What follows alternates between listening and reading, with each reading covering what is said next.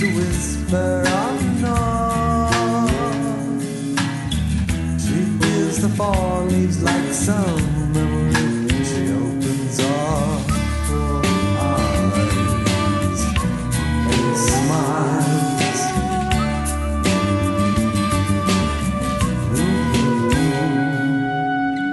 Like sand and stable, but it locks me away to hide. The dark and lovely on and on. No tears to tell me life in summary. The lighting warning stride. I smile.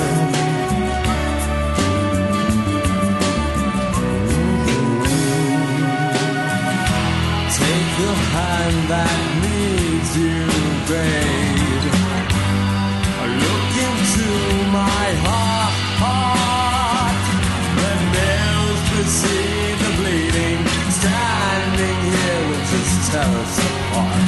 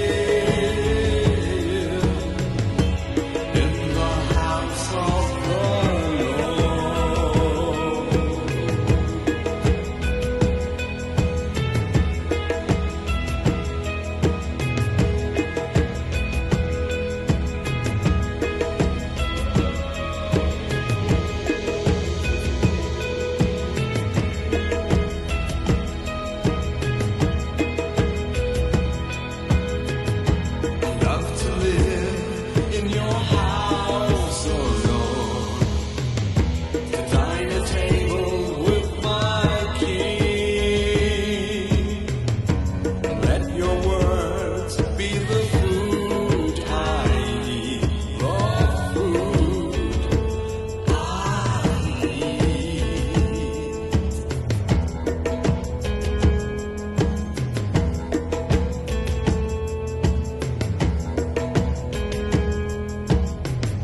I love to live in your house, oh Lord. I love to be here at your feet. Give to you the praise I bring, the praise I bring. For here in your house I find your embrace. You set on my head a garland of grace. And when I lift my hands, you fill me with more. Oh, I love to live in the house of the Lord. For here in your house I find your embrace. You set on my head a garland of grace. And when I lift my hands, you fill me with more. Oh, I love to live in the house of the Lord.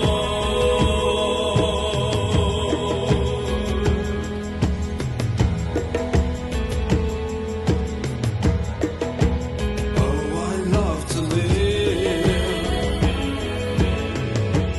in the house of the Lord. Oh, I love to live in the house of the Lord. Oh, I love to live in the house of the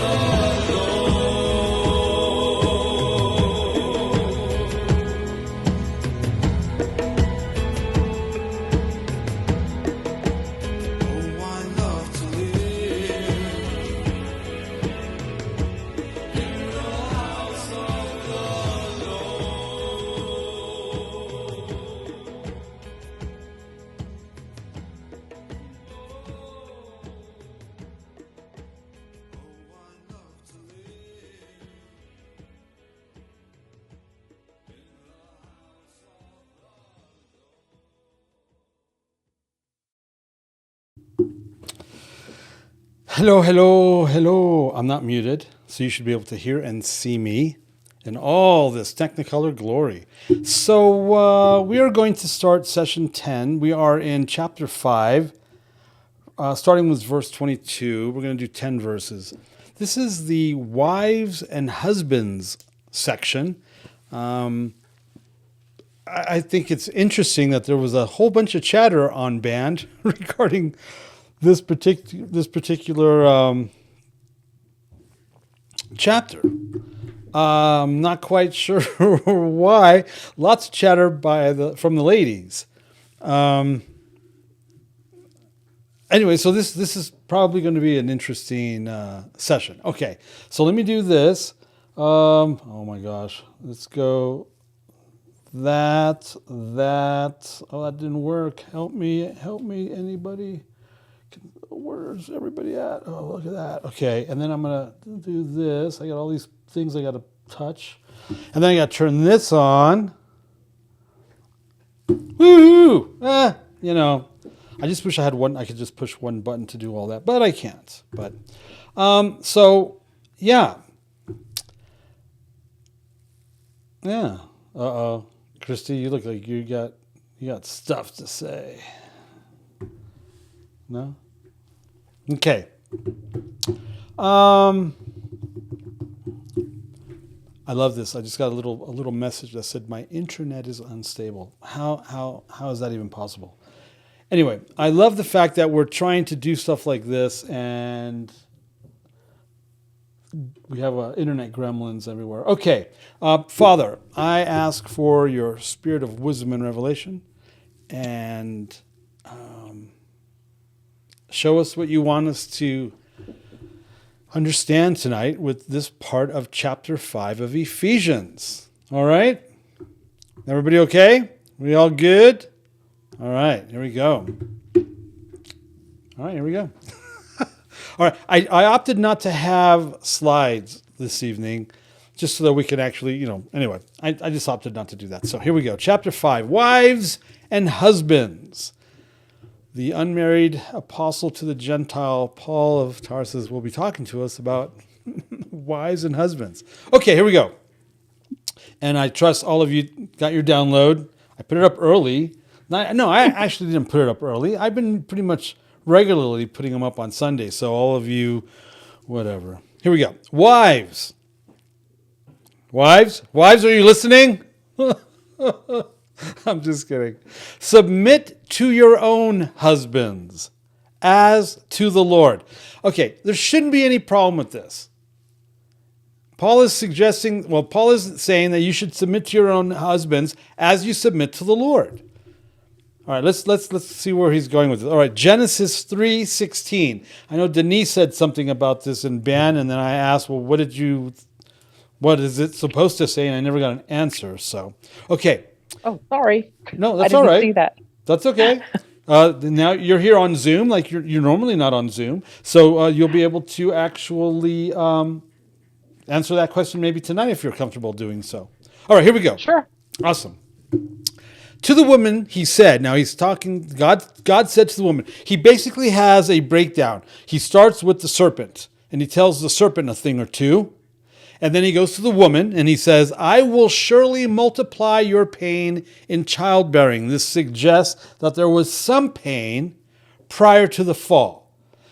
And it suggests that they had kids prior to the fall.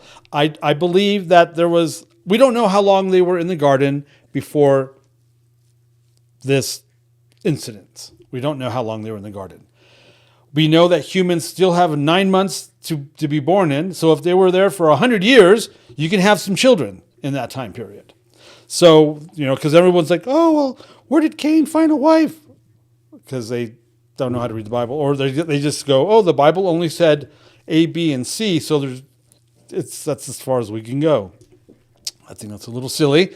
There was cities when Cain was exiled. That's why he had to have that mark put on him so they wouldn't kill him. We have whole societies going on. We don't know when. We don't know when and how much, but we know that it existed. I don't believe they only had 3 children, and I don't believe they didn't have children until after the fall or whatever. I mean, we're talking, we don't know how long they were there. So I will surely multiply your pain in childbearing. In pain you shall bring forth children. My daughter, her first child, she said she really didn't feel any pain. But then she prayed for that.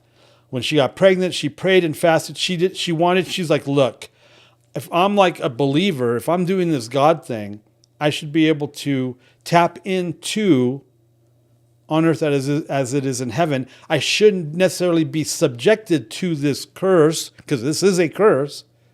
And she's had like 15 kids in the last 2 years or something crazy like that. It feels like that, but it's not. I hope she's not listening. We have a new one. He's a little like 3 weeks old or so. He's getting cuter and cuter. So she's had 5 natural childbirths in water delivery, whatever they're called. Someone help me because I don't know what I'm talking about. I've been at all of them, and I'm very surprised at how she's able to manage through it without doing the whole, and she has experience, and I only talk to her about her because that's my main reference experience. She's had limited pain during childbirth because that's what she asked for. She asked the Lord for that. So, I mean, Christy, I saw you kind of nodding your head, so I think you understand what we're talking about. You probably agree that it is possible for this to happen. It should be possible. We shouldn't be under these curses, right? That's when Messiah comes in and he redeems all. So, he tells the woman, I will surely multiply your pain in childbearing. In pain you shall bring forth children. No one has a problem with that. It's this next line that everyone freaks out. Your desires shall be contrary to your husband or for your husband, but he shall rule over you. All right. Back to verse 23 of Ephesians. For the husband is the head of the wife, even as Christ is the head of the church. There's nothing like, to me, I know I'm a man, I'm not a woman. To me, there's nothing egotistical about that. To me, this is like insanely, intensely difficult of a call or a thing to carry. I'm supposed to be like Jesus. Now, when you get saved, when you come to salvation, and we talk about this every once in a while because Christianity seems to have forgotten what they signed up for when they got saved. When they got saved, they basically said, when we got saved, we basically said, I'm surrendering my life, my rights, my blah, blah, blah, blah, blah, and I make you the Lord of my life, and now begins the process of being transformed into the likeness of Jesus. That's the part we all forget, that we're supposed to be metamorphing, transitioning, transforming into, translating into Jesus, like Jesus. The mind of Jesus, the abilities, the powers, all that stuff. Well, that's one thing. No wonder that becomes like a philosophical thing for Christians, because it basically is. We don't approach this as a philosophical thing. We approach this as, no, this is what we signed up for. This is for real. We are supposed to be like Jesus, and we're supposed to be becoming, right? Begin to become like him on a daily. Well, this makes it a little bit realer. For the husband is the head of the wife, even as Christ is the head of the church. That's fully saying I'm supposed to be like Jesus when it comes to my wife, just like Jesus is like he is to the church. What is that? What's that? Well, he's Messiah. He's Messiah to the church. He died for the church. He stood in the gap for the church. He made a way for the church. He selflessly did a whole bunch of stuff for the church. How am I supposed to be able to do that for one person? I can barely do it for myself. Well, this is why you probably shouldn't get married, Paul says somewhere down the road, as his personal opinion. So we're supposed to be the head of the wife like Christ is the head of the church, his body, and is himself its Savior. He's the head of the church, his body, and is himself its Savior. That's not, I don't think they've taught us this correctly or properly or effectively. I mean, I tell young guys that want to get married something I've never heard of in church, that most people have never heard of, and that's, you like this girl, you want to have sex with her, but what you need to understand is you want to get married to have that sex because, right, marriage, sex, covenant of marriage. But what you're not understanding is you're proclaiming to the invisible realm, good, bad, or indifferent, that you're ready to make the leap from disciple, if you're even being discipled, and most of these people aren't. You're saying, you're proclaiming to the invisible realm and to the air, to the spiritual realm, that you're ready to take the leap from disciple to head priest. And you don't even know that's what you're talking about. And you have no idea that, and you've never even considered that. And no one's ever told you that. But that's why? Because now, as a head priest, as a high priest, and the head of your household, you're responsible for another soul. This isn't about having sex. This is you're walking into the only covenant you're allowed to make on earth unto death. And you're taking responsibility for another soul. And they've never been told this. So they get married, they consummate the marriage, and 3, 6, 9 months down the road, they're very confused because all hell is breaking loose in their lives and in their relationship and in their world, and they don't understand why. Well, because they're coming at you like a high priest. But he doesn't know that because no one told him he's a high priest. No one told him that's what he signed up for when he decided to marry that girl. He's thinking, right? Well, in the same way,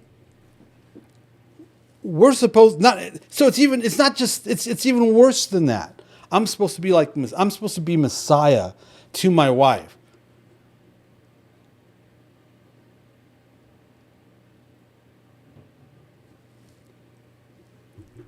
As the head of the church, his body, and is himself its Savior. So let's look at 1 Corinthians 11, 3 through 10. But I want you to understand that the head of every man is Messiah. The head of a wife is her husband. And the head of Messiah is God. We have a tier. It's like Amway. Draw those circles. You got an upline. Right? Father God, Messiah, and then the guy. Every man who prays or prophesies with his head covered dishonors his head.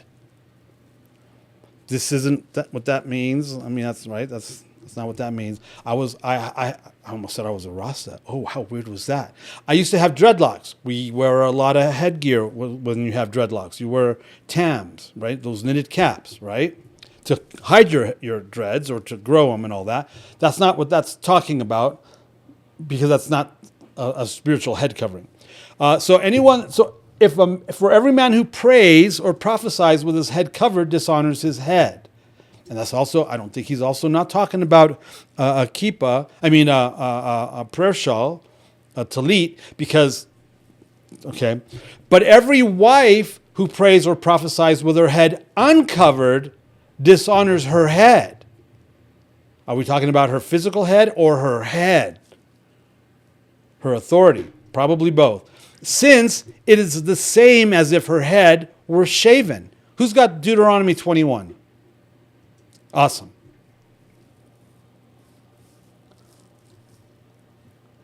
All right, 21, 10 through 14. When you go out to fight against your enemies, and Yehovah your Elohim shall give them into your hand, and you shall take them captive, and shall see among the captives a woman fair of form, and shall delight in her, and take her for your wife. Then you shall bring her home to your house, and she shall shave her head and trim her nails, and put aside the mantle of her captivity, and shall dwell in your house, and mourn her father and her mother a month of days, and after that you shall go into her and be her husband, and she shall be your wife. And it shall be, if you are not pleased with her, then you shall let her go at her desire. But you do not sell her at all for silver. Do not treat her harshly, since you have humbled her. Don't get sidetracked with that, because that's not what we're talking about.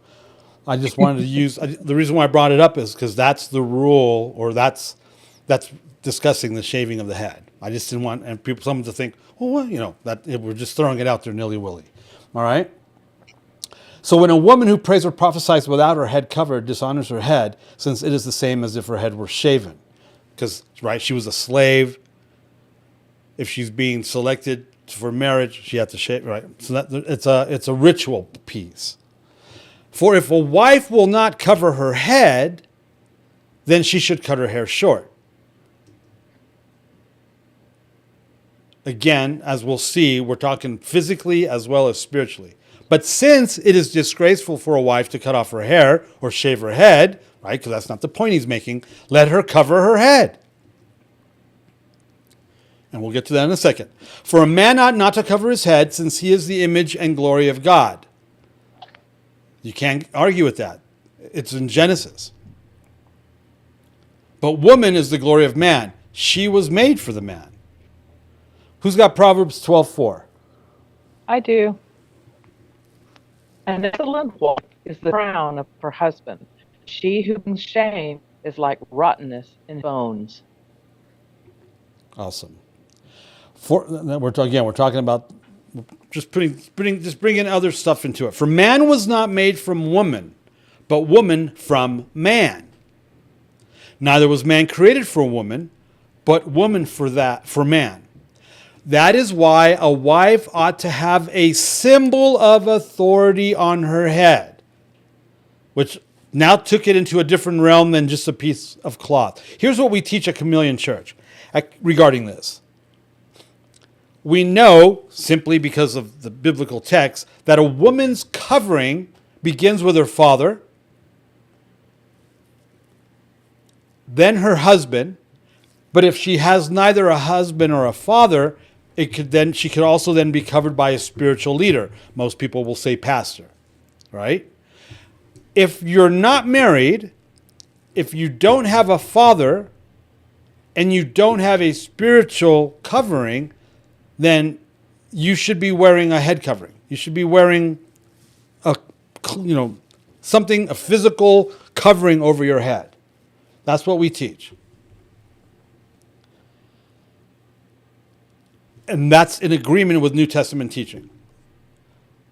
And so, based on what we just read, Paul is saying that is why a wife ought to have a symbol of authority on her head. He automatically just took this into a spiritual or a non-physical realm, because a symbol of authority would be a father, a husband, or a spiritual whatever. Why? I don't know if we're going to go there. Because of the angels. Genesis 6.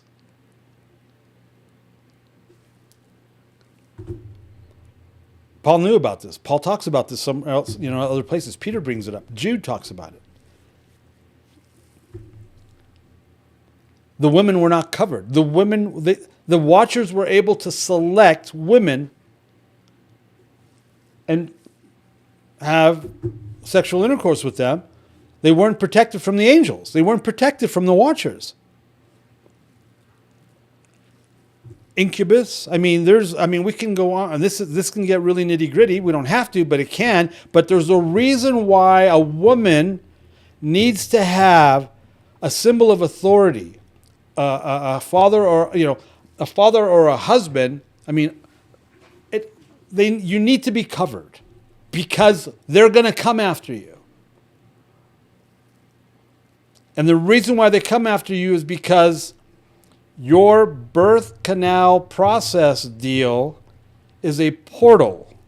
It takes a spiritual being, you run it through that system, and it comes out physical, a human. Apparently, they're not satisfied with their spiritual state, says Jude, and want to go through that process because they believe to some extent, I believe that they believe to some extent, they think they're missing out on something. This physical realm deal. So you run a spiritual entity through that canal and you come out human. And apparently that's a big deal. It's something apparently it's all the rage. And they want in on it. And so you need to be protected. You need to be covered. Which is why we teach, hopefully, if you're not married, hopefully you have a father, a human father, a birth father, or a father that's spiritual, that has a clue that can cover and protect you spiritually. If you don't, hopefully you have a husband that has a spiritual clue that can look over, cover you and protect you. And if you don't have that, hopefully you have a leader, a pastor or whatever, I use the word pastor because that's what everyone uses, that has a clue that can watch over you and protect you. And we've had people come to my wife and I and ask for us to be that spiritual covering for them. This is why. Because of the angels. You want to be protected. You want to be safe. You want to have that covered. Now, verse 24. Are we good? We can discuss this. Okay. Okay, verse 24. Now as the church submits to Christ, or Messiah, so also wives should submit in everything to their husbands. Who has Colossians 3:18-19? Oh, by the way, I forgot. It's Monday. Yes, it is. Colossians 3:18 through 19. Who's got that? I do. Awesome. Wives, submit to your own husbands as is fitting in the Lord. Husbands, love your wives and do not be bitter toward them. See, it's not just one way. It's a two-way street. And we'll see that. We're going to get there. Watch. Husbands. I don't have a bell sound. Clang, clang, clang, clang, clang. Husbands. Woo-hoo. Love your wives as Messiah loved the church. And before we continue with verse 25, let's look at 1 Peter, verse 3-7 regarding this piece. Ready? Here we go. Likewise, husbands, live with your wives in an understanding way, showing honor to the woman as the weaker vessel. Now, don't get all weird. The New Living Translation says she may be weaker than you are, but she is your equal partner. That's the point we're going to get to. That is an incredibly important part. She is your equal partner. Complete Jewish Bible. Although your wife may be weaker physically, you should respect her since they are heirs with you. Some manuscripts, since you are joint heirs of the grace of life, so that your prayers may not be hindered. Whoa. See, this is why I say it doesn't matter what happens in a marriage. It doesn't matter what happens in a marriage. Who's at fault, whatever. None of that. It doesn't matter. End of the day, I believe it's on the husband. It's going to fall on the husband. Why? Because it says, regardless if she's cooperating, regardless if she's nice, regardless of whatever, you're supposed to deal with this woman like Jesus dealt with the church. We're not. How uncooperative are we with Jesus? The majority of the time. And what is he doing? He's not divorcing us. He's not doing any of that stuff. He died for us.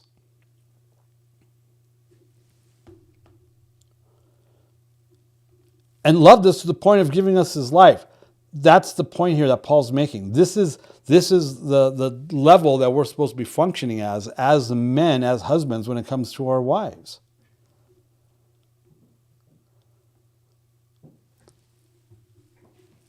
And we have to do that so that our prayers may not be hindered. Not hers. It didn't say so that her prayers may not be hindered. No, our prayers. Remember, we're supposed to be the leaders. Remember, we're supposed to be the head. Remember, we're supposed to be like Jesus to the church. I don't want my prayers hindered.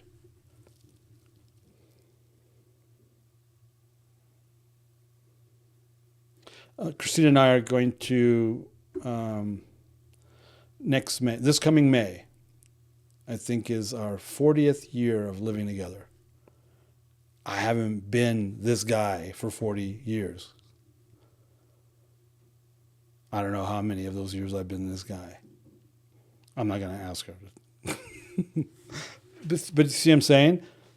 It's serious stuff. Verse 25.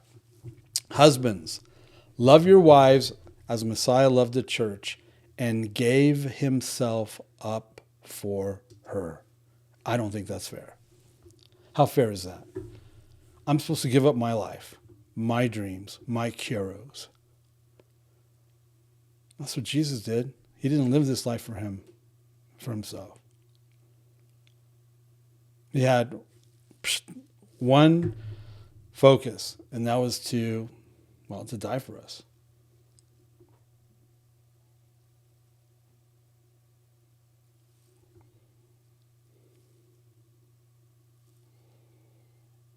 He gave himself up for her. Something that Tim just said in the Zoom chat, which is really the case, because this isn't about a man, Lord. It's not, I'm emphasizing the stuff that takes away the misinterpretation or the misunderstanding of this section. It's not women submit to the man and that's it. No. It's like, no, hey guys, this is what you're supposed to be doing. This is about the men, not the women.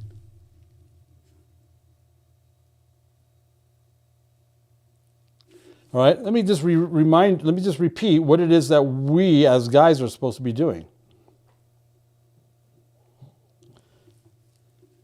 We're supposed to be like Jesus, who's the head of the church, his body, and is himself its savior. That's a heavy, stinking thing I have to put on my head. How am I supposed to be a savior to anyone?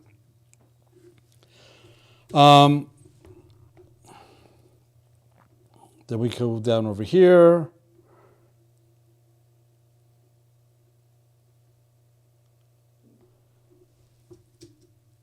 And it says we're supposed to love our wives as Christ loved the church. And we're supposed to live our wives in an understanding way. This has nothing. This isn't based on whether they're cooperating or not. This is what we're supposed to do regardless, showing honor, because she's our equal partner.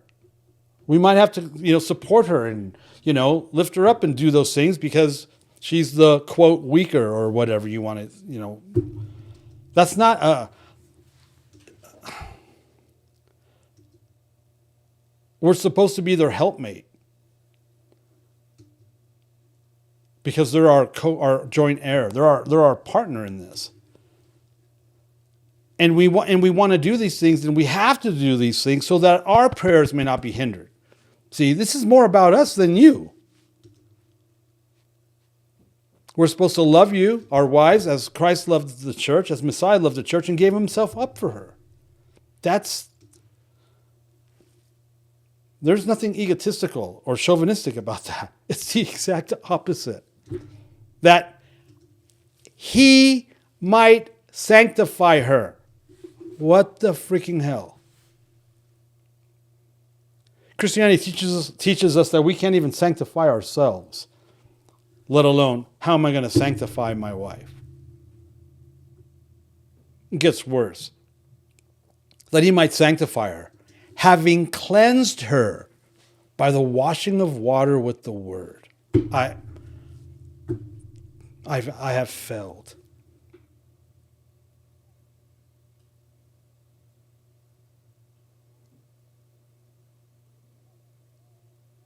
So that I might present her to Jesus in splendor, without spot or wrinkle or any such thing. See, that's what Jesus did. Jesus gave up his life for me so that he could sanctify me and cleanse me by the washing of water with his word, with his Torah, with the scriptures, with the Tanakh, so that he could present me to the Father in splendor, without spot or wrinkle. That's what I'm supposed to be able to do with my wife. I'm supposed to do that. I'm supposed to give myself up for her so I can sanctify her, cleanse her with the word, so I can present her to Messiah in splendor without spot or wrinkle, that she might be holy and without blemish. How is that possible? How am I supposed to be able to present my wife blameless, holy to Messiah? Well, he just told us how. I have to give my life up for her. I have to love her. I have to care for her. I have to treat her with respect as a partner, an equal partner. I have to cover her. I have to wash her with the word. I have to sanctify her in all those ways. I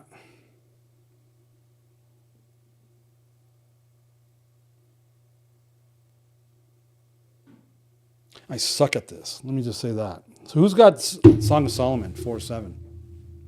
I do. You are altogether beautiful, my love. There is no flaw in you. That's awesome.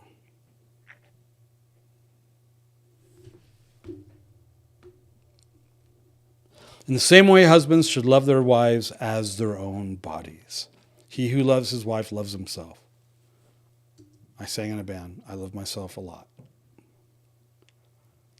For no one ever hated his own flesh, but nourishes it and cherishes it, just as Messiah does the church, because we are members of his body. Who's got Genesis?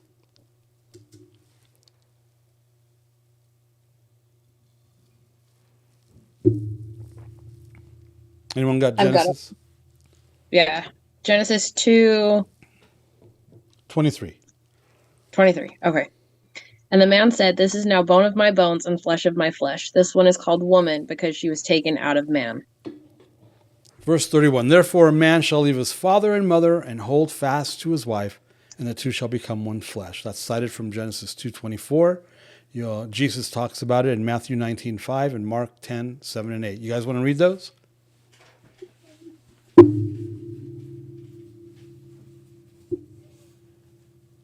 Look at Kaylin just went into Narnia. Did you see how she just walked into the woods? She's anybody who's got Genesis 2:24, who's got Matthew 19:5, and who's got Mark 10:7 through 8? I got Genesis. This is why a man is to leave his father and mother and stick with his wife, and they are to be one flesh. I'll do 19:5. And said, for this reason, a man will leave his father and mother and be united to his wife, and the two shall become one flesh. And Mark 10? For this For reason, this reason, sorry. go ahead. Are you sure? It's okay. For this reason, a man shall leave his father and mother and be joined to his wife, and the two shall become one flesh. So they are no longer two, but one flesh. This mystery is profound, Paul says, and I am saying that it refers to Messiah and the church. However, let each one of you love his wife as himself, and let the wife see that she respects her husband. 1 Peter 3:1 through 6. Likewise, wives, be subject to your own husbands, so that even if some do not obey the word, so even if you don't have so he's talking to the woman right here. So even if your husband does not obey the word of God, let's say, whatever's going on there, they may be won without a word by the conduct of their wives, and vice versa. Husbands with wives that do not obey the word, they may be won without a word by the conduct of their husbands, when they see your respect and pure conduct. 1 Corinthians 7. To the rest I say, I, not the Lord. This is his personal opinion, that if any brother has a wife who is an unbeliever, or if any sister has a husband who is an unbeliever, and she consents or he consents to live with them, they should not divorce each other. If any woman has a husband who is an unbeliever and he consents to live with her, she should not divorce him. For the unbelieving husband is made holy because of his wife, and the unbelieving wife is made holy because of her husband. Otherwise, your children would be unclean. But as it is, they are holy. But if the unbelieving partner separates, let it be so. Did he say the unbelieving partner or the believing partner? He said unbelieving.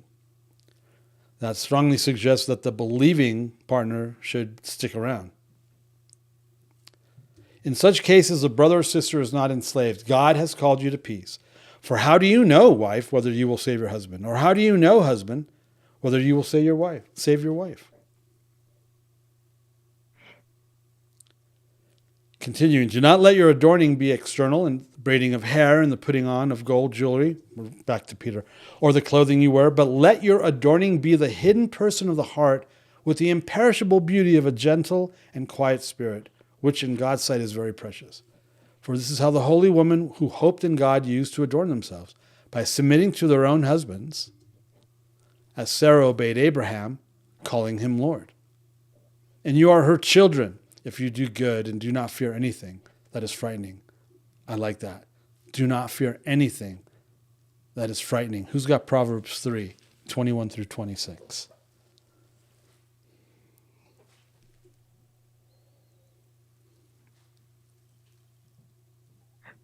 I do.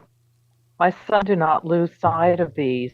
Keep sound wisdom and discretion, and they will be life for your soul and adornment for your neck. Then you will walk on your way securely, and your foot will not stumble. If you lie down, you will not be afraid. When you lie down, your sleep will be sweet. Do not be afraid of sudden terror or of ruin of the wicked when it comes, for the Lord will be your confidence and will keep your foot from being caught. I like that.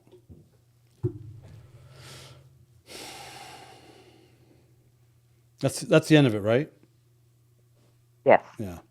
Well, do not withhold good from those to whom it is due when it is in your power to do it. Right. Kind of change context there, that last verse. Yeah. So what do you guys think?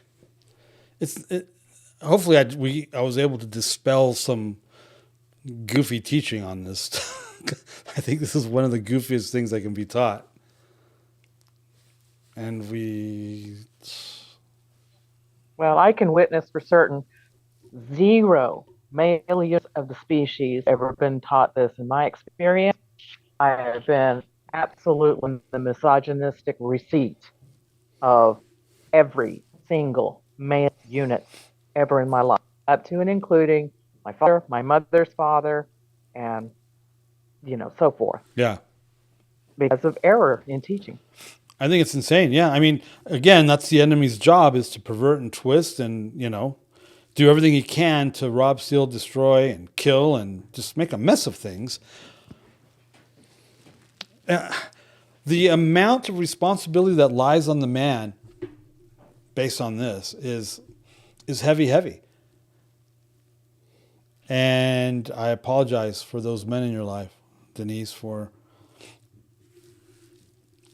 doing the exact opposite of Not what your fault. this says. I know it's not my fault, but I still, that stuff really Thank you. bothers me. That stuff pisses me off. And I understand most of them gone, Yeshua will judge. It's all good. Romans 12:19.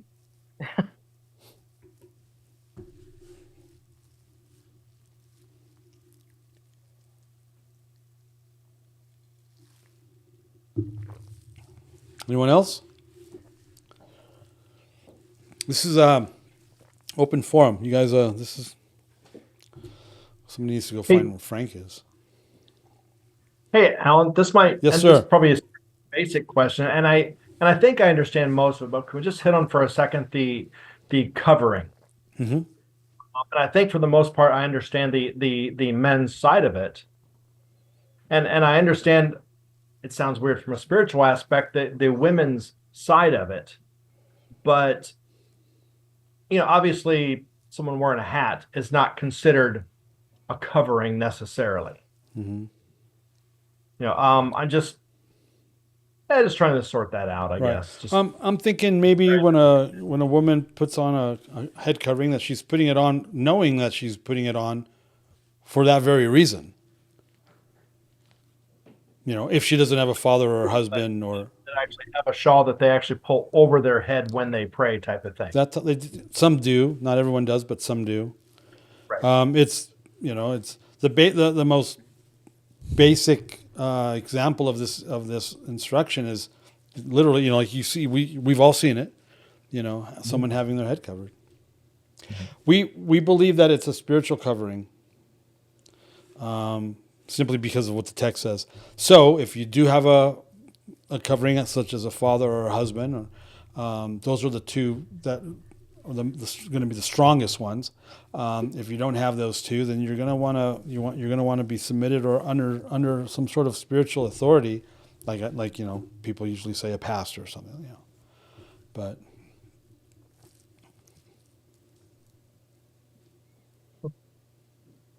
did that make sense? Yeah, it did. I'm thinking if I'm a woman and I don't have covering and I'm obeying this and I'm putting a head covering on, I'm putting it on knowingly. It's like when I put on my tassels. I put them on knowingly. Right. Okay. Good Can I question. share a few things? Please. But when he goes and he says this is a profound mystery, he's going back to his understanding of Torah, those 4 levels of Torah. So what he just went through, you can almost read his mind saying, there's so much in here. I wish I could get to the depth of every little thing. But when you look at what he just said in those 4 verses right there, remember, it was always predicated on verse 21, submit one to another out of reverence for Christ. And the word covering there, which is the kehela chalash, which means protection.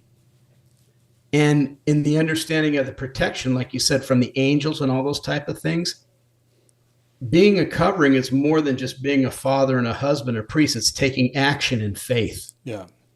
And he's really trying to point something out, because he changes gears in the next chapter and he talks about our warfare. But to get back to this, the interesting thing is that when you submit to one another,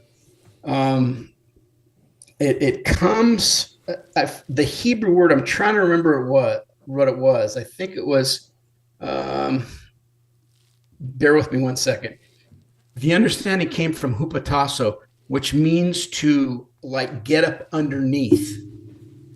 So just like what Jesus did, is he got up underneath when he saved us, and he took that place of ourselves, our sin, and he died for our sin.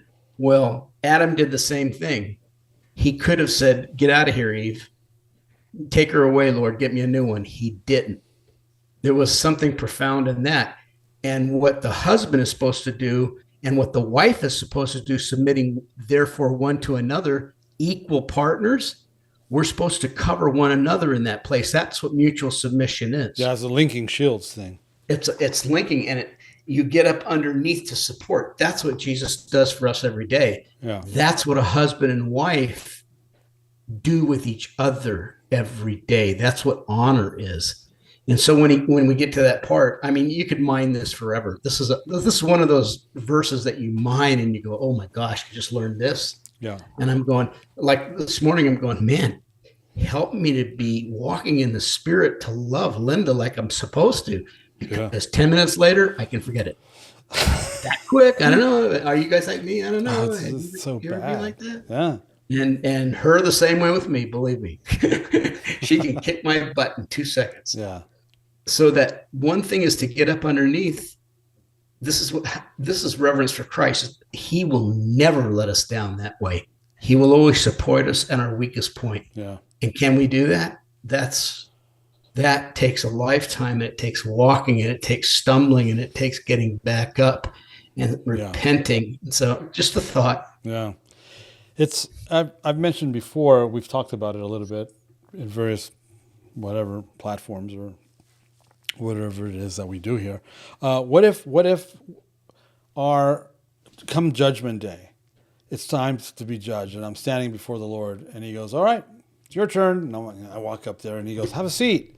I sit down, and these 2 angels bring in Christina, and they stand her before the Lord, and that's how I'm going to be judged. Yikes. And vice versa. I mean, imagine. That's heavy. Joanna, what's up? I see your virtual hand. Yeah. So, a question around this is that in the garden, obviously that was not Adam's role, correct? No, I think it would be his role. He might. I mean, I don't think this information is new. I think all of this information was in the garden.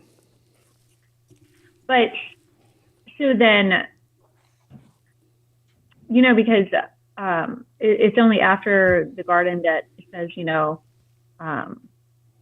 the whole labor thing and all that. And I guess my question here is, did this come because Adam didn't protect Eve from the serpent? I would say that's a good piece of it. I mean, he was standing right there. What the heck was he freaking thinking? Apparently he wasn't. He had the dominion. So he could have vetoed her. It's like, woman, He could have done we're a not whole supposed bunch of to eat stuff. that. He could have stomped on that serpent's head. He could have done something. Apparently, he didn't do anything, and then he took a bite. He ate of the fruit. To make matters worse, he actually partook of it. Hmm. I think. And then, of course, blamed her. Yeah. So, yeah. That didn't work out very well, did it? God's like looking at him like, yeah, no. I think Adam, yes, I think that might be, that has to play into this, in my opinion, because he was there. He had dominion over, like Denise said, and he didn't do anything about it. He didn't do anything about it. You know, I've been in such scenarios where I've seen men not do anything about something that's happening with their wife, and I've watched it, and I want to jump in so bad and beat the guy, you know, or give him a good slap upside the head, because they're not, you know what I'm saying? They're like, they're literally, they shrink back, and their wives exposed, and it's like, I can't. How can you do that? I see it a lot. I've seen it a lot, and it's maddening. It's a big tendency for men to abdicate, and you know, when they were instructed to keep the garden, that Hebrew word is shamar, and that includes guarding it. So he was abdicating full on, and he was going with the flow, and you know, kind of being lazy like men tend to do. Yeah. And you know, and if you think about the Torah too, the father and the husband can cancel a vow if a woman makes one rashly, but for guys, there's no equivalency. No. So we're supposed to know better. Saying, right, and not only that, like what I was saying earlier was like the proper framing for this conversation is it's not about power, but people get hung up on the power dynamics. It's about function.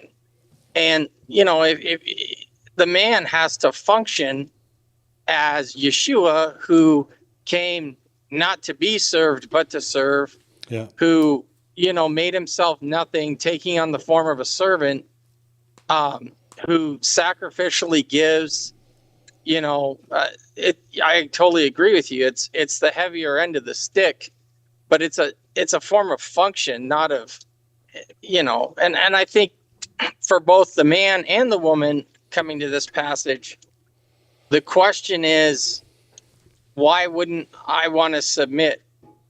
So, you know, men, if someone doesn't want to defer to you, maybe it's because you're not being like Yeshua and you're not having his principles and his character, and you're not giving, you're not functioning as prophet, priest, and king in your house in the terms of the way that Jesus does it. You're acting like a jackass. And for the woman, some might not want to submit to Jesus either, because there are those people, men and women, who want a savior, but they don't want a Lord. And so there might be a bigger spiritual dynamic than your husband. It may be a spiritual dynamic between you and the Lord, where, you know, you've got some hard-heartedness or some stubbornness, some stiff-neckedness, whatever. And I mean, like I said, I just think people need to be focusing on the function, not, you know, and because obviously if you've got somebody acting like a whatever, they're not acting like Christ, so you're kind of already blowing it. Yeah. I think we ignore the role of submission in this often, because the spiritual reality of it, if we dealt with submitting to Christ, which allows us to submit in that relationship and take those proper roles. I think that society has, well, the church, society, all that has been to our detriment in breaking down what should be a natural outflow of the life that's in us. We, you know, are told that these things, well, you're not being respected because you don't get this and this and this. You aren't being, you aren't living up to all of your potential, or you're being held back, and all of those arguments that this world has against submitted, proper relationship between a husband and a wife. It really, everything is stacked against it. So this passage leading up to what's coming up in chapter 6 is, I don't think it's misplaced at all. I think this is a proper lead in to further understanding what comes next. Well, and I would add that submission is not weakness. Right. Submission is strength. Does anybody really think Jesus was being weak when he said, "Not my will, but yours be done"? That required great strength. Right. And so it's not like you're giving up anything. If anything, you're shouldering much for the greater good. And that's the glory of God, not the glory of some dude.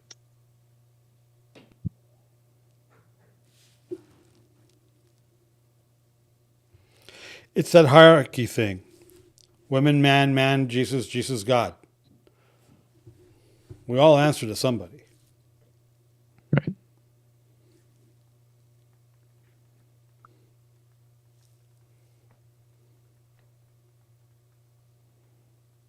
So, question then about the end of verse.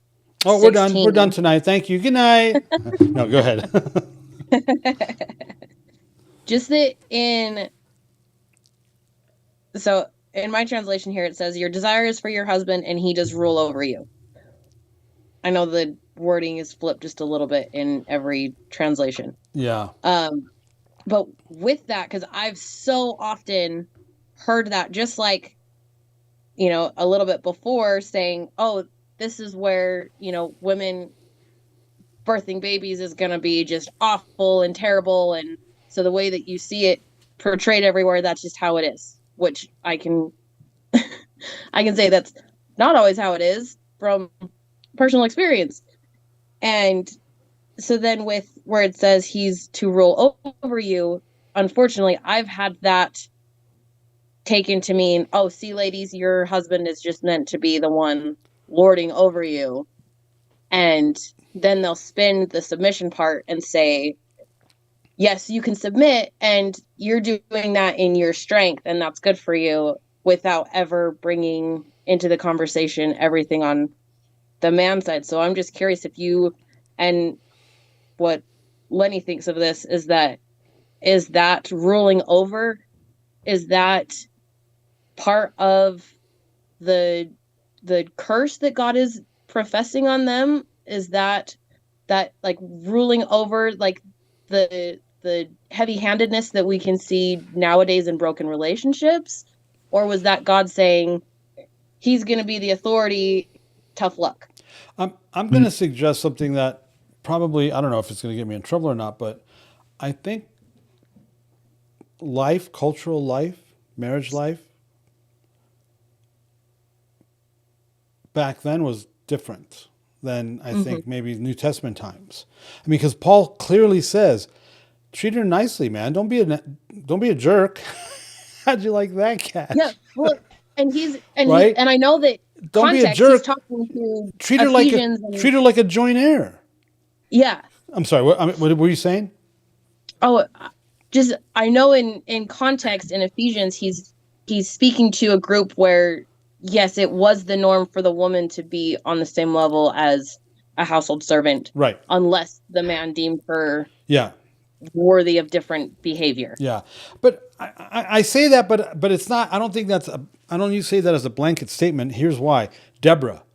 I don't think any of those guys were going to screw with Deborah. Yeah, and they didn't. Actually, you know what? He was just giving a descriptor of what happened because of the result of their sin. That was the first battle of the sexes. That's what happened back then. That's all he is. And Paul says we don't have to live under that anymore. Yeah. Okay. That's what Paul's saying. Yeah, we're working together. I'm supposed to honor you to the point that I'm supposed to give my life up to you. Yeah, and that's how I'd seen it. Now I was Yeah, just that's way curious different than Yeah, just back then, rule that was over just a you. descriptor. He was just saying, Where's my turkey pot pie? This is what you get for what you did. Yeah. Okay. The battle of the sexes started there. Remember the And Battle of I the did- Network Stars? Remember that show? There you go. Dancing with the 70s, late stars. 70s right there. So I have a question. So then with this whole battle that happened and, he will rule over you and you will want to rule over him or whatever, how that goes. I'm taking that is the curse that happened after the apple, correct? Or the passion fruit, whatever it was. Yeah, the dragon fruit, whatever. Yeah.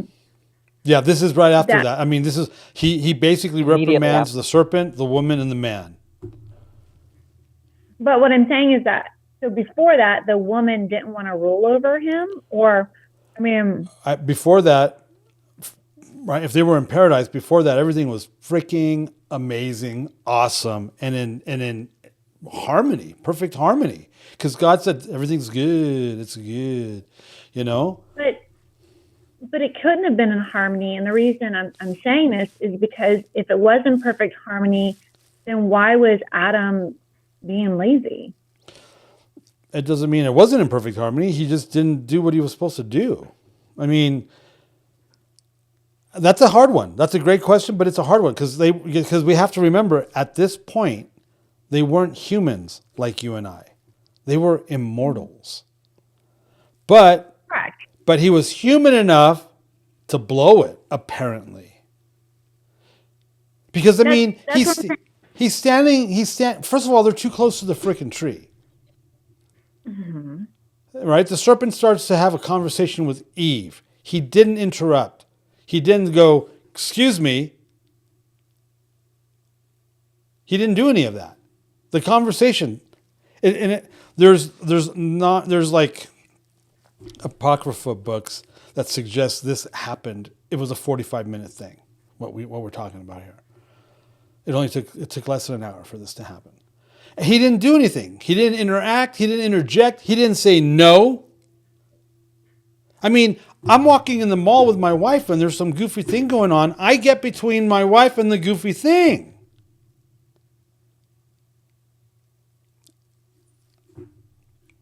She walks on the inside of the street. I walk on the curbside. We've been doing that since 1982. You know what I'm saying? We don't know why Adam didn't do what he was supposed to do. But this God's perfection in paradise in the Garden of Eden isn't diminished because Adam screwed up in this instance. I'm not saying that his perfection is diminished. I guess what I'm saying is that, at some point in time, there's obviously spiritual warfare going on even before humans were made because I believe that Lucifer got kicked out. So there's not harmony in at all in spiritual world. I don't believe that. I believe there is harmony because God looked at it and said it was perfect. He said it was good. There was no disturbance in the force. Remember, it was his sin. That's caused the disharmony. It's that thing called original sin, I guess what I'm trying to say is that even before we came along, there was not harmony because otherwise, because he had to kick a third of the angels out, right? Because it was like, y'all need to... Well, okay, what are we talking about? I'm talking about harmony in the garden. Okay, but what I'm saying is that then they made, he made humans and he made the garden. Yes. And so... Yes, there was already disharmony in the cosmos. Yes.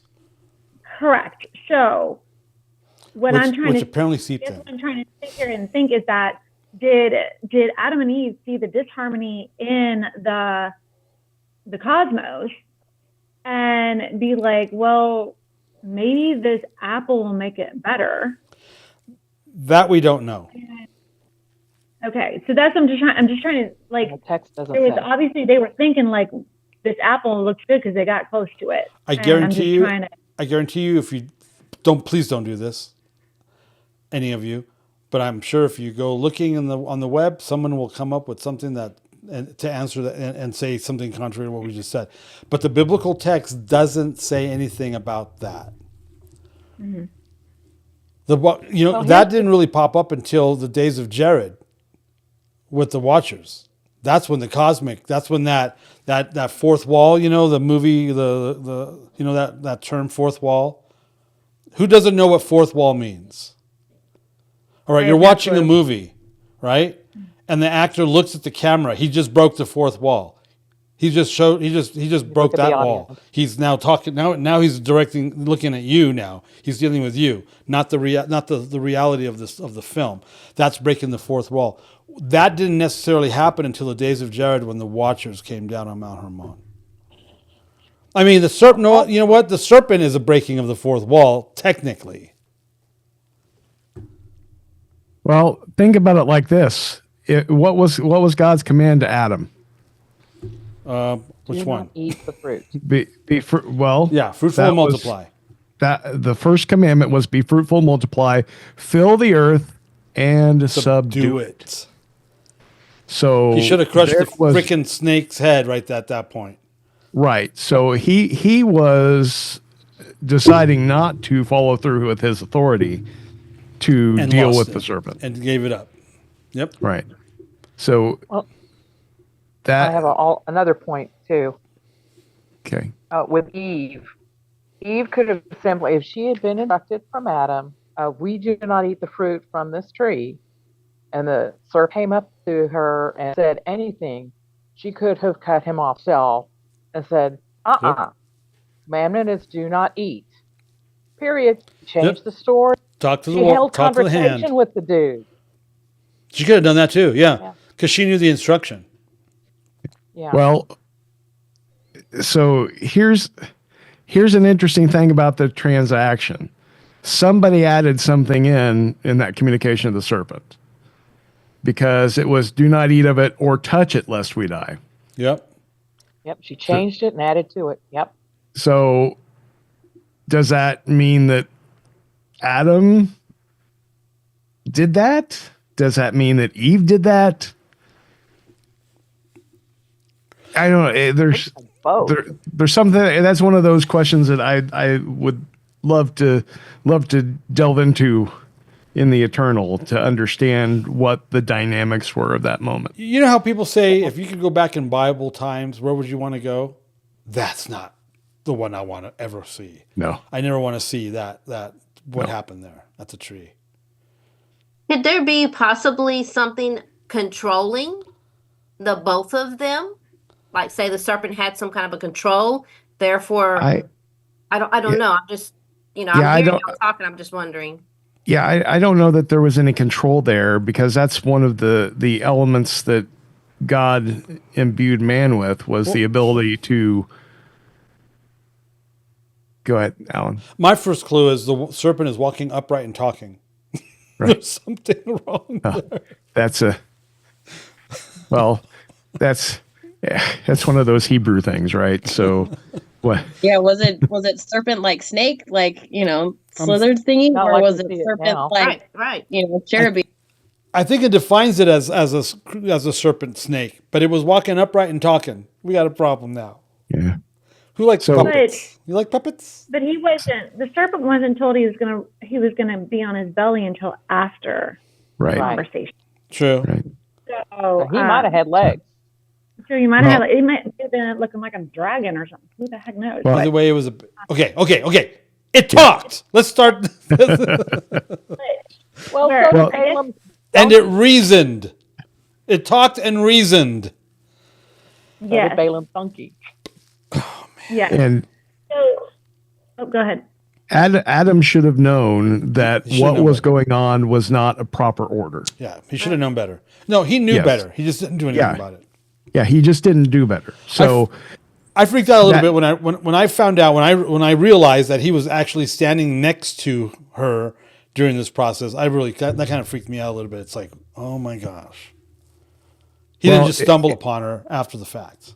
Yeah, I mean the enticement caught him up too, and that's the thing about spiritual enticement. But that's It's why we use the reason word that this- seduce. Right. here at That's Chameleon why this Church. passage is important about husbands and wives, because that's what is against us in this world. Yep. It's the seductive things. seduction. It is the things that will take us away from what we know and have what the truth that we have revealed to us, and draw us into things that are not proper and not in any fashion obedient to the Most High.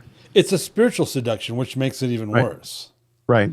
So do you think that men and women are able to be seduced at the same level, or that one sex is in that way weaker, more prone to seduction than the other? Because I've heard that taught also. I don't know. How could I explain it? I mean, I'm not a girl. I don't know. I don't know I just mean, like, biblically, is there a backing to that teaching, or is that coming from just it's probably just some guy thing.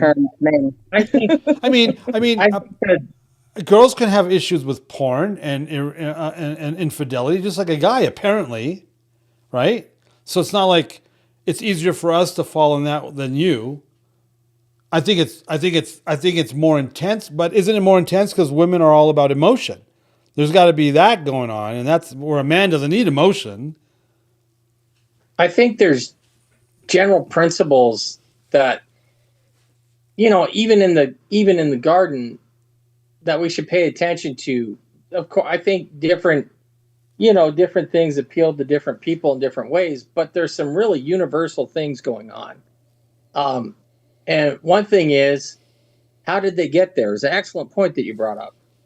Neglect always seems to precede sin and rebellion.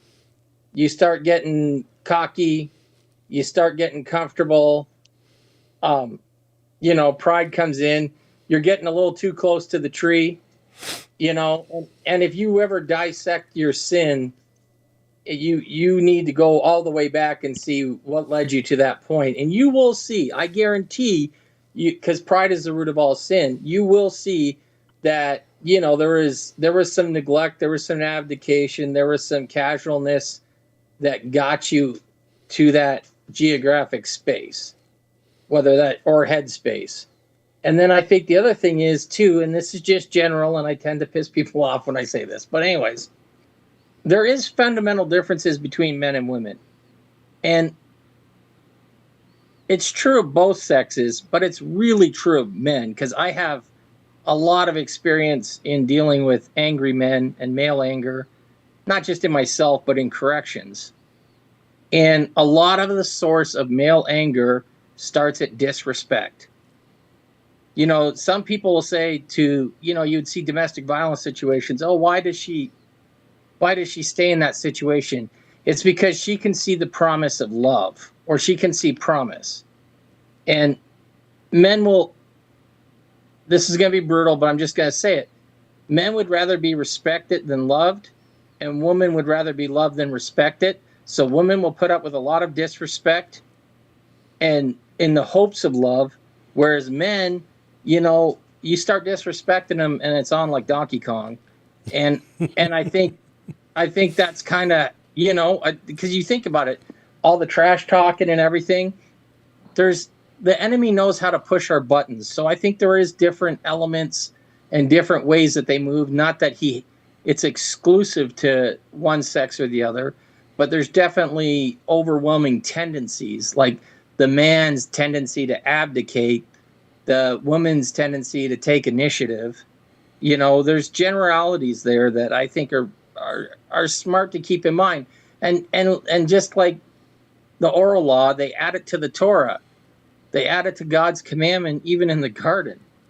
And it is probably well-intentioned, but the minute you add to God's commandment, you think you are able to discern good and evil like he can, and we're just not built for it.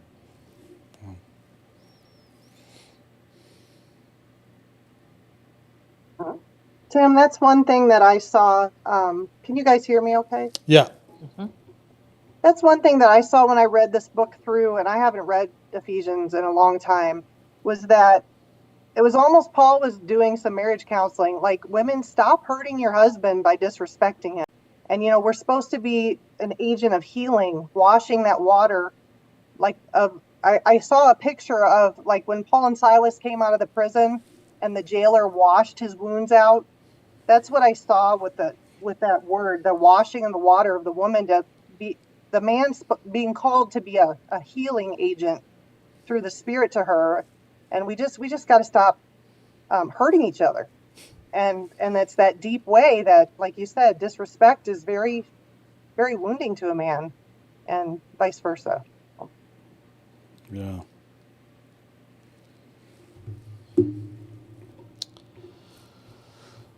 Yes, yes, yes.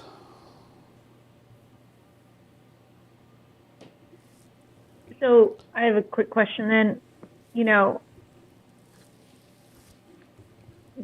I guess I was talking earlier about Genesis, is that the woman will want to rule over the man. No. Let's see here.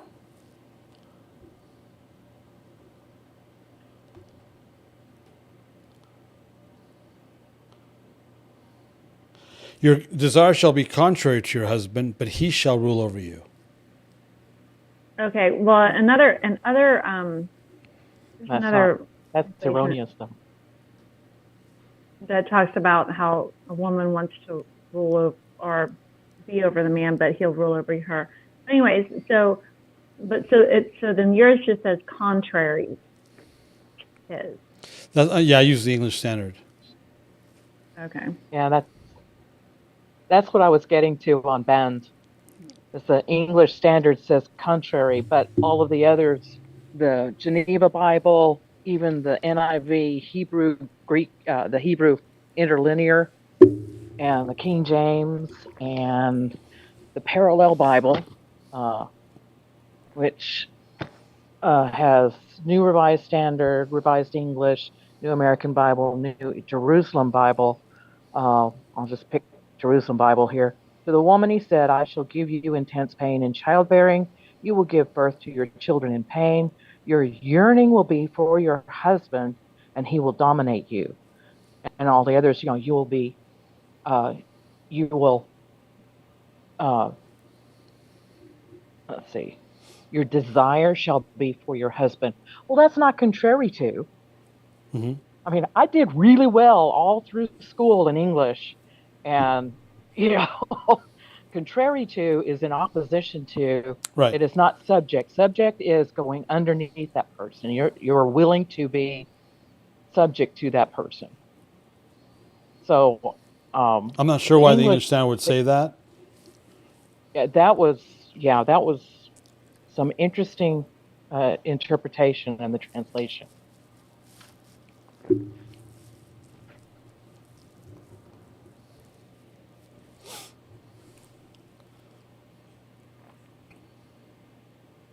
That was my discussion on band. Right. No, thank you for clarifying that. Yeah.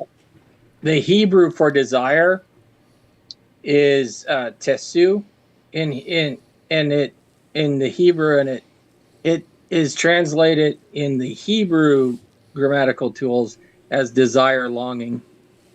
Exactly. That's not contrary to, though. That's not being contrary or oppositional. Right. Well, yeah, except that the secondary meaning is of a beast to devour. So I see where they're going with that. That it can be desire, but it could also be like the way of a hungry like a beast to devour something too. So yeah, I don't know. I see where they're going with That's why that. I like to go to the older texts and to get back to as close to the uncials and cursives as possible.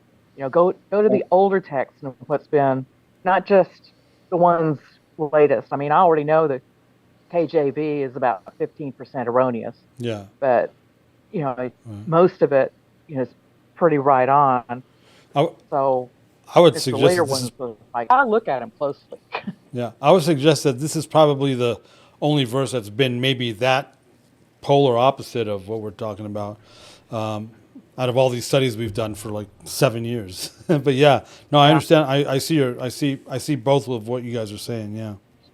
I only just got my ESV version, so I'm still going through that. And you know why we use the ESV, right? We use the Oh, ESV. yeah, yeah. Yeah. Okay. It is easier to read. Yeah. Well, not Certainly. just that. It doesn't allow for trolls to accuse us of using a Jewish-centric version. Right. Because people think that about us sometimes. Well, they think that about me, that I have an agenda, and I'm trying to Judaize you. Well, I've already been called witch too. It's the Yeah, church I used right? to go. We should have a seance. On Zoom. Don't get me started. I could. Oh my gosh, I can't. I have that background. Yeah, I don't. Thank you very much. Yeah. It can stay in the past. Jane, I You're hope just you- a cult leader. It's fine. Jane, I hope you're not talking Jason because you're wins muted. the card award. And the ending of the show is it's wrapping up now. No, I'm just saying, Jason wins the card award for that one. Oh my gosh. Hey, Hey. what up? There's peeps? Mr. Doug. The night has officially begun. Now that we have Doug. Yeah, we lost YouTube 20 minutes ago, so I'm gonna have to re-upload this to there. Oh, wait, I'm gonna have to I call wondered tech what- support. This is getting ridiculous. I wondered what the Amy G was. Now I know what Jason's trying to do. Jason's trying to get a career in music. I Hey, guess. I was told I'd be the next one, right? Wasn't that the 16-year-old statement? girl or something? I don't know what He's he's doing some AI on there, man. I'm not touching that. No, I have to credit someone else for the AI there. But I've been sworn to secrecy. I just, just I've mute been- yourself I've been and let sworn to Doug secrecy. talk. Do us all a favor. Anyway, Doug, That's my can we that's help my you? new album Anyway. cover. All right, I'll mute you for you. Well, what you were talking about earlier when you almost moved to tears, Alan, is where it hits me, and that is when your wife is going off, and ladies, this is not to mean in any way to be offensive because it's not. It goes into a whirling dervish or whatever. Just get out of the way and love her. That is the most powerful thing, is being able to shut up and love. It's painfully true.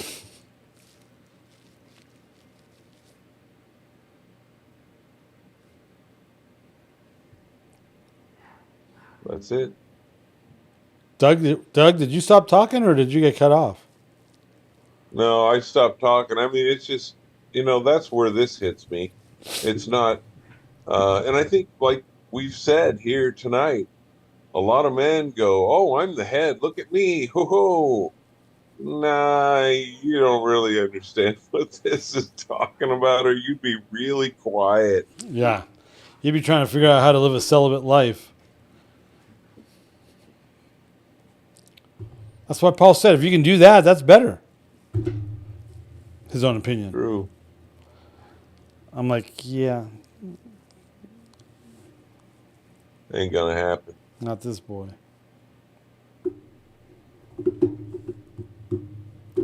Thank you, Doug. You're welcome.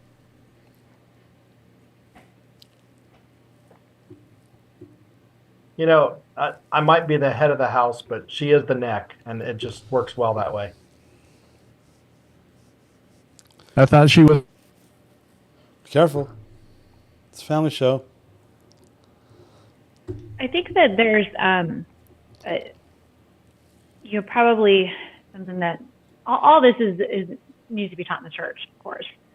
But, I think there's also a big discrepancy of what disrespect and respectful is. And I don't think that that's even being taught, because,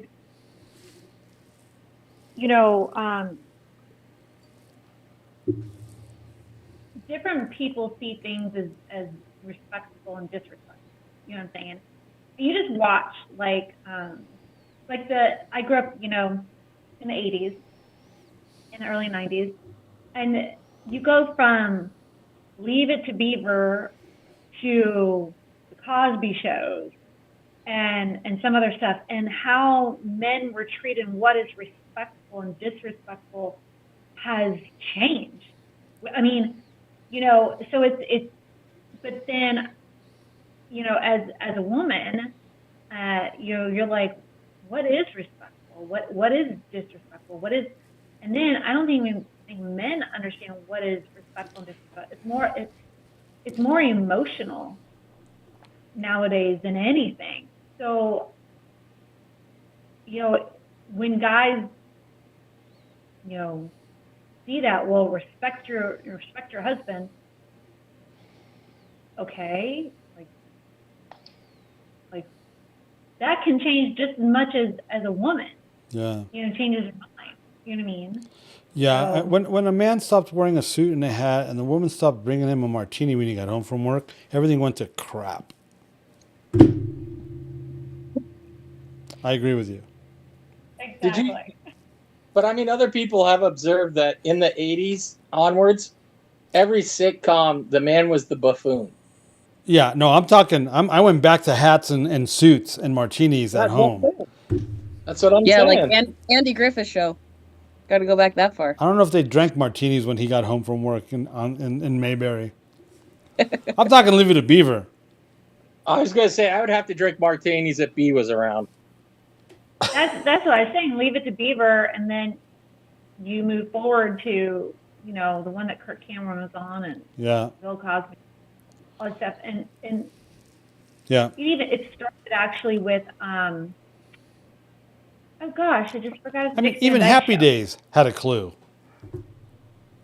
Well, Dick Van Dyke Show, I mean, absolutely made Mary Tyler more intelligent than So, him. Joanna, you know what that speaks of, Joanna, don't you? Culture. No. Culture, society has influenced the church. Not the other way around. Yeah. Not the other way around. That's a problem. And we absolutely, completely agree with you that Chameleon Church needs to be taught in churches throughout the land. So bring us into your town and we'll be happy to speak to your home group at your house or whatever. It's like, think Avon. Have an Avon party and I show up and I bring down the hammer. I tell them about Jesus, the real Jesus. Let's do it. How many people we have here? You guys represent at least multiple states. We will do it. Dave and I will come out to your town and we will bring you the undefiled gospel of the lizard. Well, if you Is that stop the drinking Avon hammer? alcohol, if you'd stop drinking alcohol and saying bad words, then I could actually show your videos. Wow. If I stop drinking alcohol and saying bad words. Did I say a bad word tonight? Yeah. That sounds, No, but I don't ca- forget the earrings. I kind of feel like a little religious spirit there, In the car Joanna. bottle. Stop drinking I'm just- alcohol okay. and saying Good. bad words. I didn't say any bad words Well, I am in tonight. Tennessee. I did? I am in Tennessee. Thank Alyssa, you very are you much. keeping a little log there? What bad words did I say tonight, Alyssa? Yeah, you say it. I didn't say anything bad. All right, You did. Alan, if you But- get rid of the earrings, stop drinking alcohol and saying bad words. Alan, I'm just joking. I'm just giving you a hard time because you just told us to bring you into our home churches. So I did. you just need We agree with you. That Chameleon but Church needs to come into your but what home, I'm- to your town. But what I'm saying is that, okay, without having Chameleon Church, what is respect, honestly? Like, how, and just as someone who's watching this YouTube video, what is a respect? I mean, what is Paul talking of? Culturally, what is respectful, or godly, what is respectful? I'm going to say godly. Yeah, because Paul was already talking totally countercultural. Yeah. Okay, and then how do you define what is respectful in the Bible? Because He lays it out. He lays it out. Treat your wife with respect because she's an equal. Give your life up for them. I mean, he lays it out. Do we need to read that well, I'm again? saying a woman being respectful to a man. Like what is that? Oh. That's what I'm trying to say.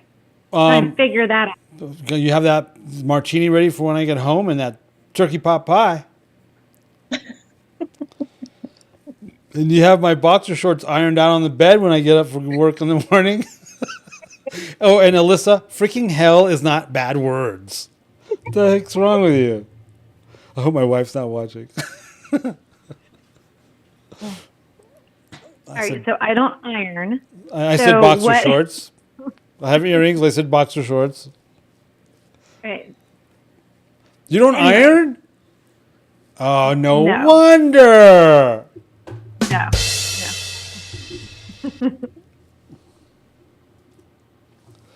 Ladies, if you iron, it could Hey, change your Joanne, world. I don't iron either. Can change your world, ladies.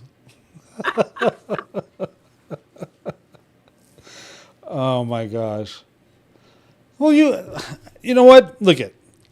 I am a massive advocate of the Proverbs 31 woman. She's a hoss, man. She's entrepreneurial. She's got it all going on. Her husband sits at the gate. That means he's a man of honor, and she's got it going on. It's like they're a power freaking couple. You know, that has nothing to do with being subservient and weak and mousy and little, whatever it is that's been depicted for a gazillion years. No. Couldn't have told my mother's father that. I wouldn't be interested in someone like that. You know? I mean, if you've met my wife, I think you've seen that she's pretty much she's a strong woman and could probably beat me up. And you know, it's like it's not about this weird thing. It's not a weird thing. It's a like Lenny was saying, we're gonna link shields, we're co-heirs, we're partners. You know? I mean, I don't do anything without my wife's advice or counsel. I discuss it all with my wife. Everything. We discuss everything. You know? It's a partnership.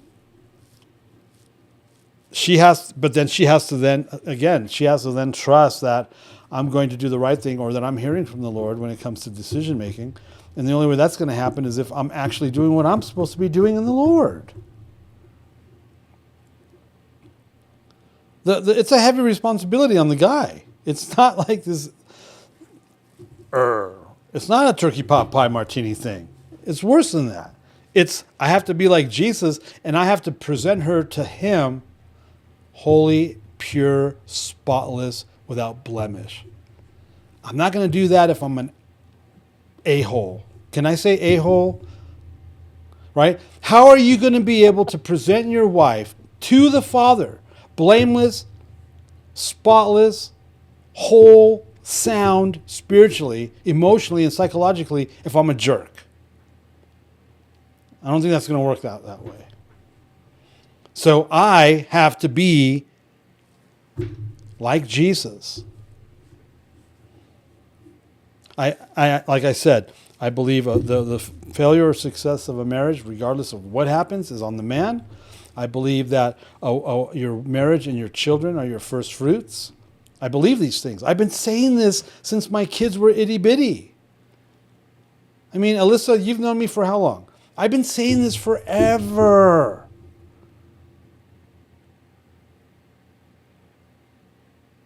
I've been saying this at least since my children were 4, 6, and 8, and they're all in their 30s with kids of their own. I've been saying this a long time, and I believe it. And I know that by saying those things 30 years ago, I could have been, sabotaging myself because I would tell people, if my kid grows up to be 18 years old and when they turn 18, they say, "Screw you, Dad, and your God," I have failed. That's not going to settle. 20 years of failure is not going to settle well with me. That's going to bother me a whole lot. That's going to bother me more than whether I say a word or have earrings or drink alcohol. You know what I'm saying? That's going to bother me if I have failed my children and they don't want nothing to do with my God. I did something wrong. See?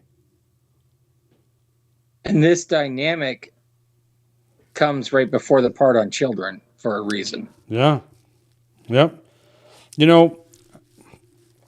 Please don't think that I'm boasting in the Lord, because it's only the Lord that gave me the wherewithal to reach the age of 60 and have all my children and my grandchildren around the table to celebrate with me.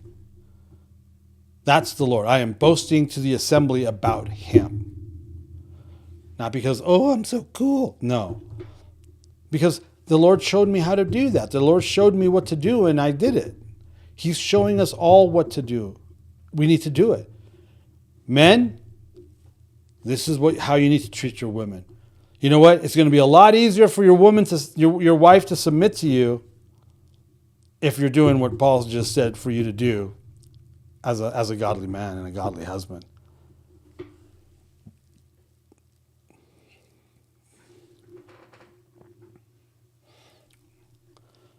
Is Jason just playing over there? I wish I had time to just play like that on Zoom. Hey, I'm just trying to be creative here. It's like somebody let him out of the playpen. Yeah, I mean, this is more about the man than the woman. We need to make it easier for our wives to honor and respect us. If we're not doing anything to get their honor and respect, well then, right? And then the same goes to our daughters. How our daughters see how us treat their mother is going to really impact them when it comes to that same dynamic. Yeah, this is generational. This is serious.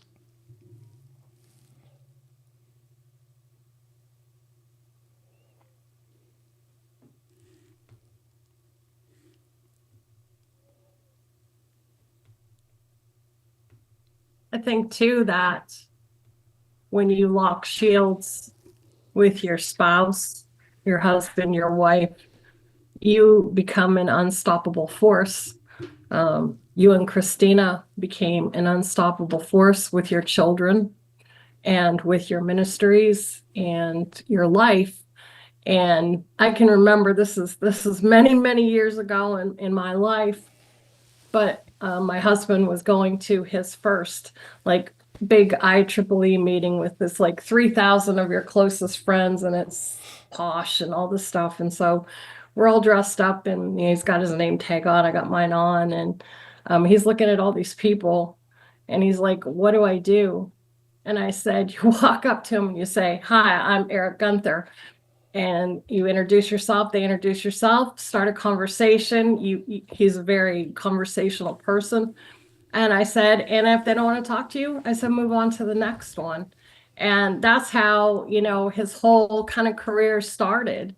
And if we hadn't have done that with us together by each other's side, that would have never happened because he would have just floated off into wherever. But we were just very powerful at that point in our less than a year. I think we were married maybe 2. So that was just one small story. There's lots more, but that's just a tiny one as far as we didn't have children, but we had each other, and he had his career, which kind of got to be a monster, but that's a whole nother story. But yeah, at that point, it was just one small little gesture on our part to just, not be out in the world without each other. Out in the weeds, sacrificing to goat demons. And then there was, we were doing some field studies, and we were in vans with all this electronic equipment. It was interesting. And I said, you need to eat good, because these guys were going to McDonald's and I don't know where. And I said, no. I said, we're not going to do that. I said, we're going to stop and we're going to eat because you are out there for 12, 16, 18 hours. I said, we're going to stop and eat lunch like normal people. And he kept that up his whole entire career. It was never going to the Arby's or whatever. When we were on site somewhere, it was finding a decent local place to eat. And that kept us, he was a very high energy man. So it kept his energy up. But, those are just a couple really simple things about, just kind of standing your ground and having respect for each other and having respect, because the boys that we worked with would come with us, and they were all on expense accounts or whatever, but it was just no, we're not going to do that. We're not going to do that to ourselves. So yeah, it was very, very interesting. Yeah. If you're going to do this thing, if you're going to do the marriage, You got to do it right, and you got to do it like that. You got to be a team. It's a team sport, people. I wish that more men would be taught through the church. Well, that's why you need to bring us into your hometown, and Hey, we had an empty church on Sunday. You could have come. I could have unlocked the doors. sorry for interrupting. They closed the church because of the snow, which I thought was very strange. We have an older population, so I think they didn't want the little old people out in the road sliding off the edge of the mountain. But yeah, I mean, it needs to be taught because it isn't, and it would make everyone's life so much easier. If I mean, Tim said it, really well. It's about function. It's not about power. Yeah. Do we know, we know our function in the Spirit. What are our gifts? What does the Holy Spirit do for us? What does Yeshua do for us? But how do we react and act with each other? What function do we have as a husband and a wife? And I can remember going to, because I got married in the Catholic Church the first time, and we had to go take this little course or whatever. I can't remember what it was, premarital counseling. I don't know. And they were clueless. We sat there, my husband and I looked at each other and we're like, okay. But we had to do it, and we left, and we just kind of looked at each other, got in the car, and I'm like, well, no, that didn't really teach us a lot. I mean, they didn't talk about sex. They didn't talk about what it's like to be married. They didn't talk about anything. I think there was a little bit about finances, but that was like it. And then you're dropped off a cliff. Like, okay. But if we'd have had something like this, it would have been a whole lot easier moving forward. Yeah. Methodist Church gave my husband and I a personality test, put us in separate sections of the church. We filled out the test, and then they compared to see how compatible we were. It gave us the results.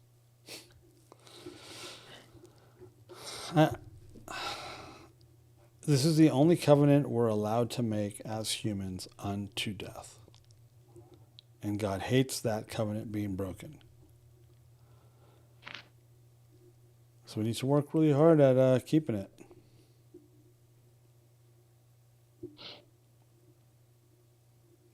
And we need to protect the women in our lives from the angels that don't have covering.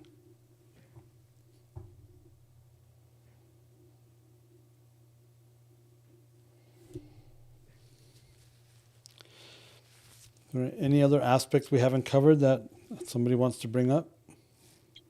So in that being with the covering, like you're saying, that's just being married, not necessarily where husband is on his walk, just since I'm the wife asking as the wife. Right. Well, it says that as the wife, if your husband isn't obeying the word, you sanctify him, you cover him. Not that it's supposed to be like that, but... And then, because what does he say? How do you know? You might win him over. You might bring him closer. Right? And then it says, if the unbelieving partner doesn't want to stay, they can leave. Mm-hmm. Not the believing partner. So we have an obligation to them because what does he say? He brings up, you don't want your kids to be unclean. Mm-hmm. So it's a generational thing. It's like Lenny was saying, there's a lot to unpack. There's even more that we can unpack here.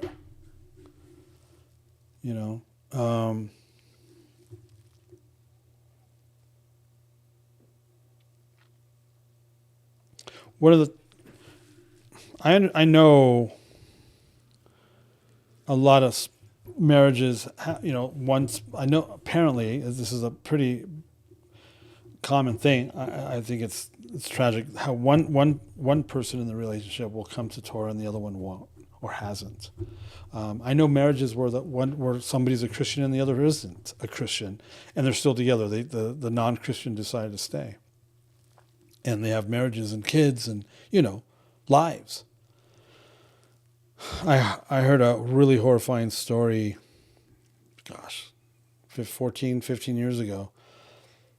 How the woman, she was known in a certain town as the Shabbat lady, because she was always doing Shabbats and inviting people and stuff. I knew her husband. I never met her.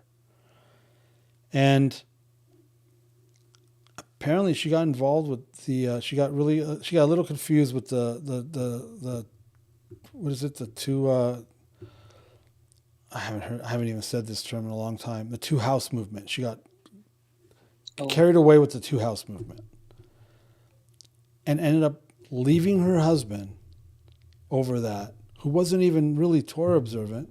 He was a Christian though, Christian man.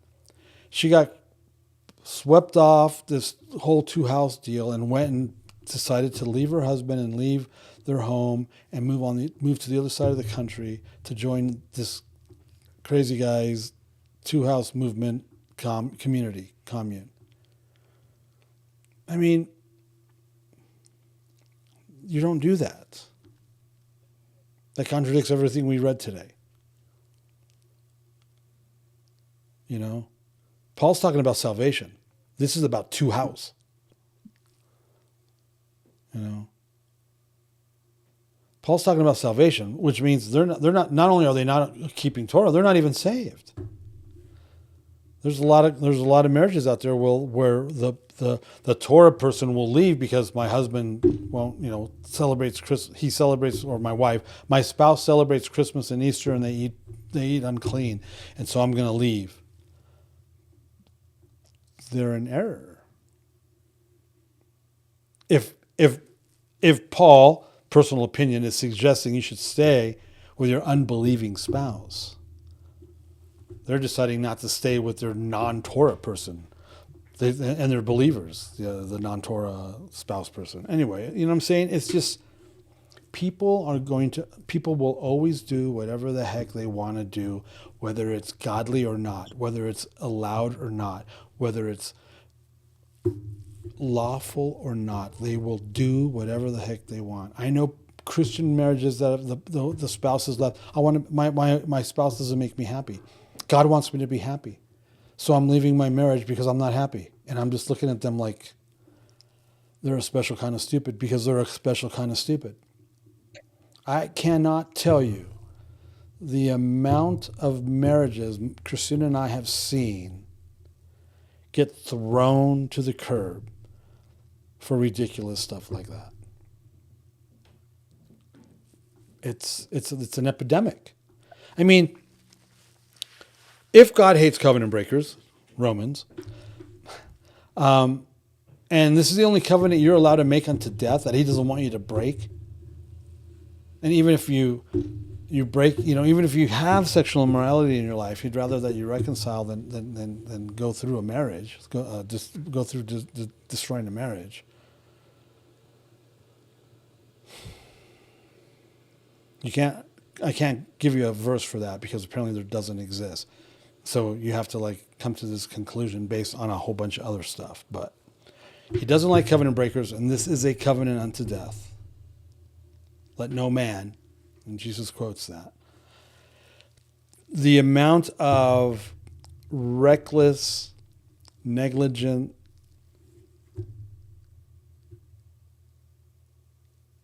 godlessness in the church regarding this marriage thing and divorce and stuff, just the marriage thing alone, we don't even mention divorce, just it's out of control. It's so out of control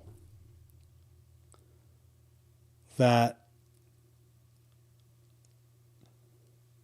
it's dangerously scary, because they're friends and family, and it's like, what's going to happen? I mean, what happens to them?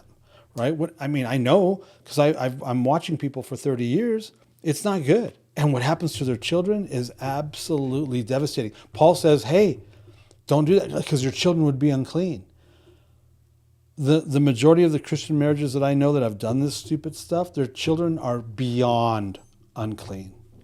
Beyond unclean. It's devastating what happens to these children, how they end up, the choices that they make, the godlessness in their lives. It's astonishing.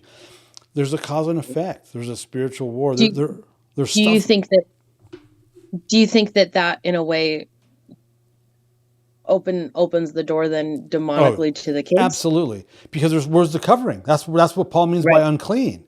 If they don't have the spiritual covering to protect, right? I'm supposed to protect my wife and children. Mm-hmm. You know, and I've worked really hard at protecting my wife and children. Now I work really hard at helping my children protect their children. You know, it's generational. Look what Abraham did to help Isaac. Look what Abraham and Isaac did to help Jacob. I mean, this is the way it works. Yes, it absolutely, you allow, if there's a breach, this is right. If there's that breach, your children are fodder. I mean, there's no one to protect them. And Lucifer's all about coming after the helpless. Mm-hmm. Whether it's poor, widow, children, right? That's why God's like all about the poor, the widow, and the orphan. Because they're helpless. They're fatherless, the orphans. That's a big deal. Mm-hmm. Poor, orphan, and widows don't necessarily have a covering. There's no protection. They're just fodder. It's their chum, and who's going to cover and protect them? So exposing that or allowing a breach like that, they're going to come after your kids, and I can sit here and tell you horror stories about what's happened to these children. Horror stories. So then Go ahead. A practical question: when one spouse is walking in Torah and one is not, and with the kids, is that then similar to just being the witness in how you're doing it, rather than obviously like coming back to respect, not. Well, you have to qualify this. The spouse. You have to qualify this. One spouse keeps Torah and the other one doesn't. But they're a believer though, right? Yes. So that changes the dynamics. Okay. Just because they don't do Torah doesn't make them. I mean, it's a tricky one because Christians that don't keep Torah like right. I was asked the best question ever a while back by a friend of mine who decided not to be my friend anymore. What do you do? What do you do that's different than what I do? And I'm like, wow, no one's ever asked me that. And it's 3 stinking things. 3. That's it. I wear tassels, I eat clean, and I keep Leviticus 23.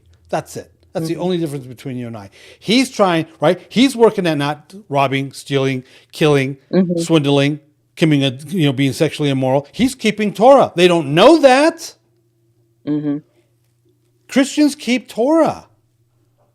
They're trying to do the right thing. They're trying to be good husbands, good fathers.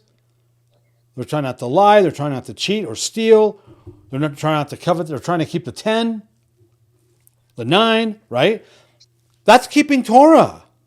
That's why I tell these Torah people whenever I get the chance that my pork eating Christian friends have a better tomorrow when it comes to Judgment Day than the majority of the Torah community, because my pork-eating Christian friends don't call the Holy Spirit Kundalini. Mm-hmm. Oops. That's a religious spirit. See, so when you say if one partner keeps Torah and the other partner doesn't, is that other partner a believer or a non-believer? Because that's a different story then. Paul's specifically talking about, and he's talking to Gentiles. Mm-hmm. Torah is a whole, he's talking about non-believers. If you have a non-believing spouse, he says don't leave them. You sanctify them, and your kids won't be unclean. That's his personal opinion. I don't have a problem with his personal opinion regarding that, simply because it makes sense. It's sound. I think it's a sound opinion. Does that help? Yeah. Grace and mercy. Like we know a family. I mean, they're all whacked out, but he's not a believer at all. Never has been. She is, and they've been together for a long time. They're pulling it off somehow. I mean, they're wacky, but you know what I mean. I was very surprised when I found out that he wasn't a believer. This whole time, I've known him for this whole time, and he's not a believer. Wow, That's weird. I didn't know that. There's a lot of non-Christians that aren't like these crazy, asinine, crazy demonic people. You know what I mean? There are non-believers that are actually better non-believers than believers are believers. You know what I mean? So we have to be careful. You know?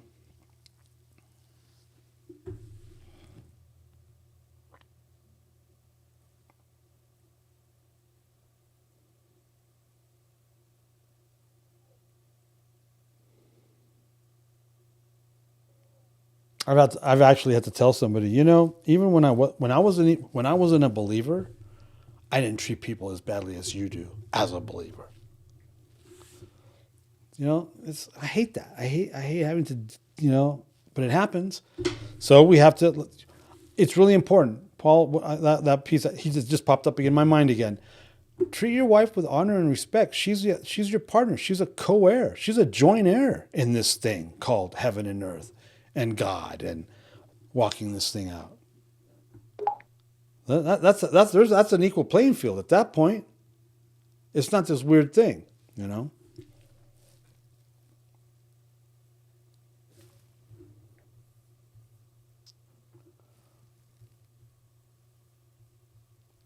So really quickly, when you say that you sanctify them, like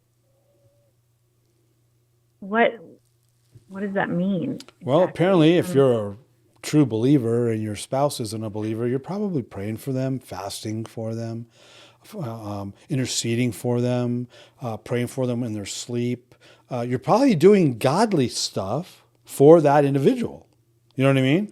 Which is going to, so you're bringing God to the equation, and that apparently sanctifies them.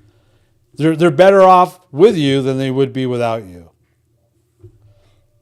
But I mean, I'm assuming that if I was like a real believer and my wife wasn't, and I chose to stay, and we chose to stay together, that I'd be praying for them and fasting for them and interceding for them and singing spiritual songs and being, covering them.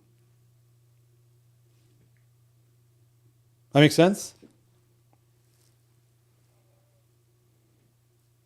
Especially if you got kids in the equation. I mean, think about non-believing people that they get married and then somebody gets saved. I mean, that happens.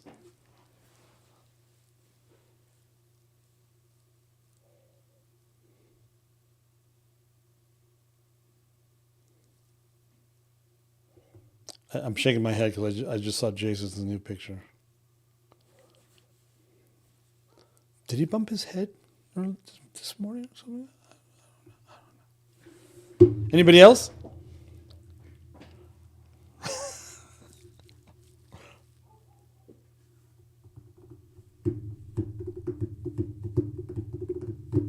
Did we answer everybody's question at least to some extent adequately?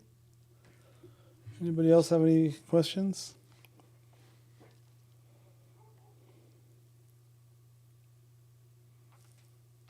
Cool.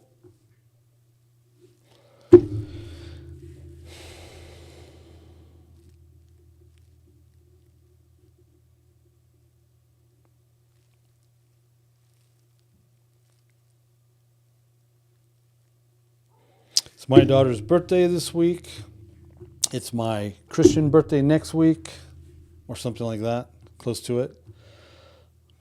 January is an interesting month. There's a lot of stuff going on out there. Pray for us here in Park City. We have the Sundance Film Festival coming here in about a week and a half, 10 days or so. Pray that everything's cool. What else? It's cold. I would like to ask for prayer for California. Yeah, that's a hard one, man. I mean, yes, obviously, definitely. But man, those people. No, I know what you mean, but yeah. I got a screenshot I could it's show rough. you of me talking to a liberal in California, and they didn't like my answer. Yeah, I'm a native Californian. I'm from Southern California, born and bred. it's very upsetting to me. I have family there. I have friends and family there. We need to pray that they figure out how to vote for the right people that won't sabotage them. Oh my God, please, yes.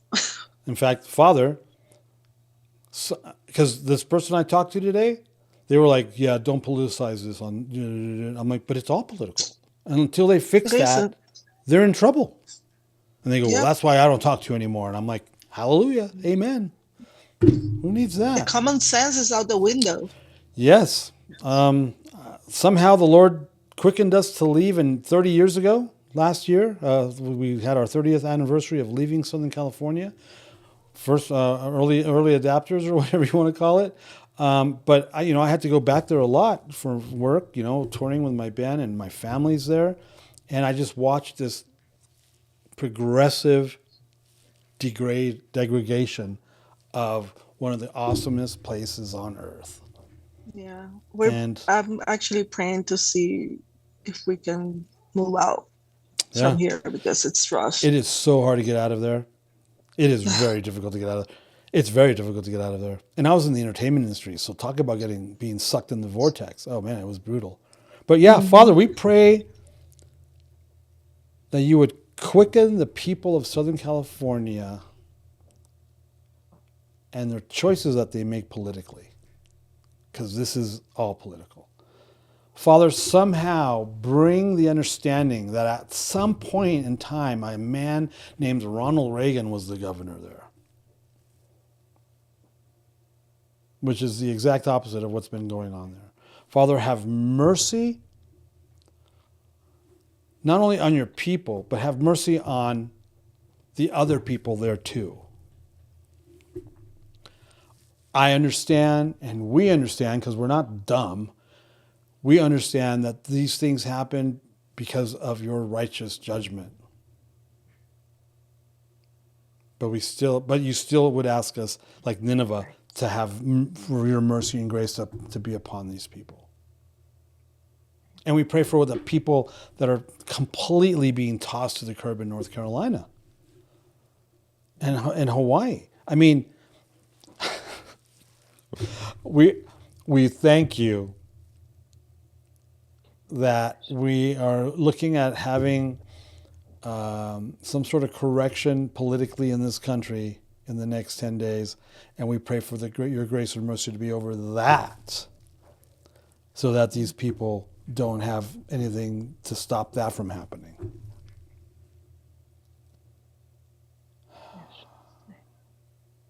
Thank you.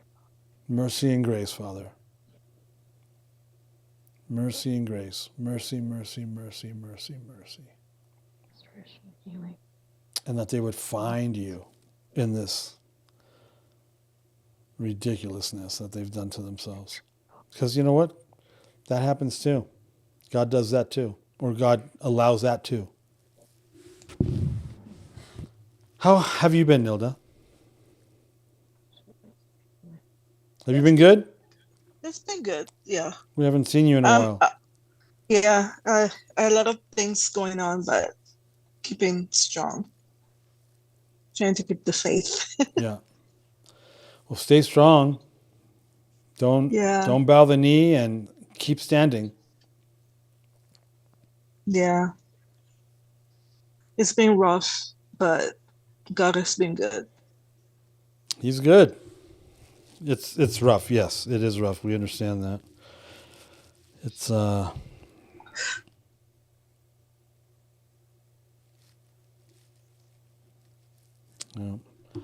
If you want to if you're comfortable, let Alyssa know how we can pray for you. You don't have to make it public. You can keep it private. Let Alyssa know, and we can pray for you too. Okay. All right. Good to see you again. Well, good to see your name again. Oh, there you are. You good? Yeah. Okay. If you want prayer now, we can do that too. What would you like? Are you more comfortable just letting Alyssa know your needs, or letting us know publicly? I can let her know. Okay. That's fine too. That's fine too. Thank you. No, you're welcome. Thanks for being here. Sure. It's been All right. a while. Yeah, it has. It's been Miss a while you since we've seen guys. We're still here. We're here whenever you want. Thanks. All right, guys. Tomorrow morning, Chameleon Church show. We might bring up, I think I'm going to bring up two guys that I respect more than most. I want to correct something that they said. Well, that they failed to say, because it's important. Anyway, hi, boys. Sorry, these two little goobers. Just really want to I can't wait to meet them. Oh, stop it. Yeah. Hey, thanks for hanging out. I'm assuming we covered everything that we were gonna cover tonight, because that's awesome. See, it wasn't that bad, was it? Good session. Awesome. Thanks, guys. We really appreciate you guys. Like for reals. For reals. See you in the morning. Have a great evening. Stay safe, stay warm. I don't know where you're at, but it's cold here. Talk to you later. Ciao.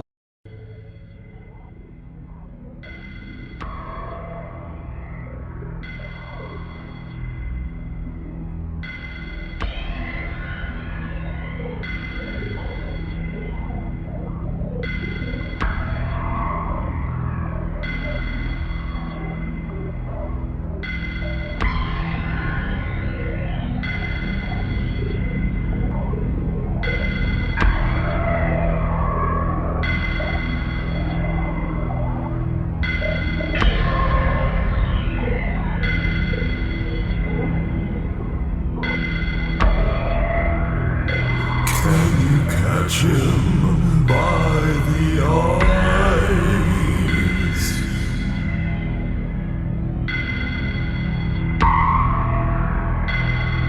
Or trap him and pierce his nose?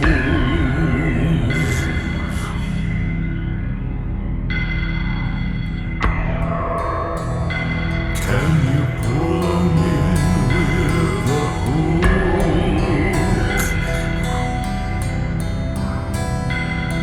Or tie down his tongue with a rope?